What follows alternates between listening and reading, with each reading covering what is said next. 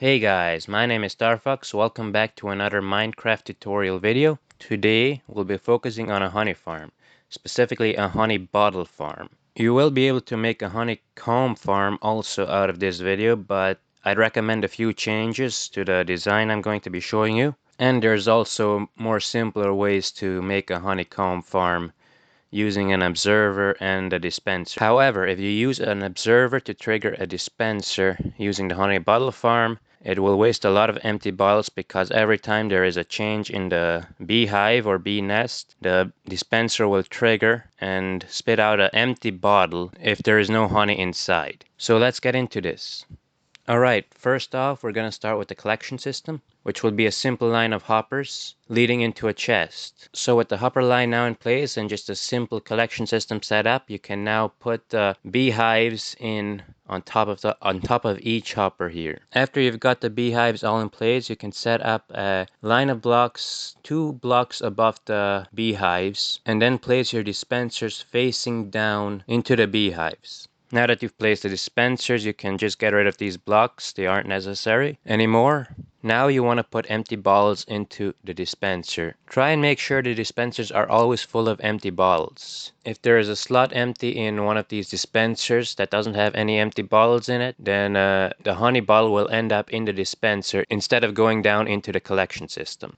Okay, so now we're gonna have to move behind the beehives to finish up the redstone circuit, and you're gonna need 1 comparator, 1 repeater, and 5 redstone for every beehive you got in your farm.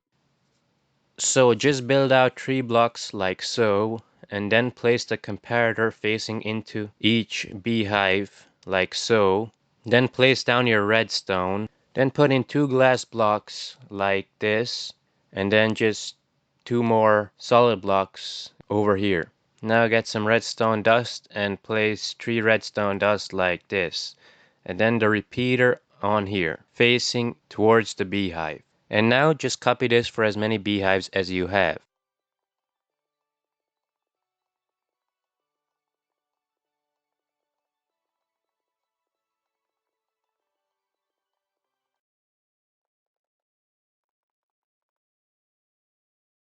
Now if you want to place some hoppers on top of each dispenser and fill them with empty bottles, you can set up a buffer so that you don't run out of empty bottles as quickly. And there you have it, a working honey bottle farm.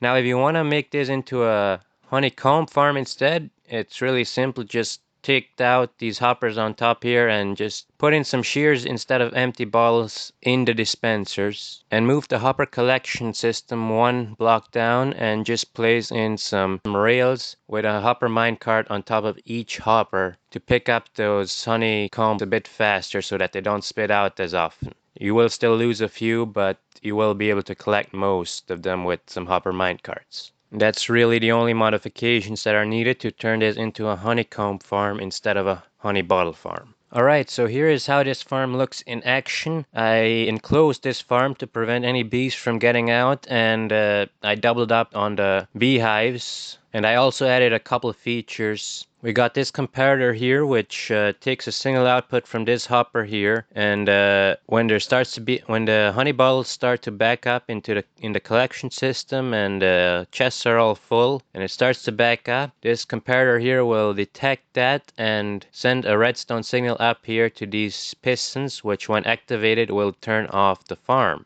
And here we have another optional feature which refills the dispensers with empty bottles. And problem with this is you're gonna need even more empty bottles than just filling up all the dispensers. You're gonna need a lot more. And basically you're gonna need either a witch farm or a super smelter to smelt all the glass for the bottles if you want to make this a reality in your survival world.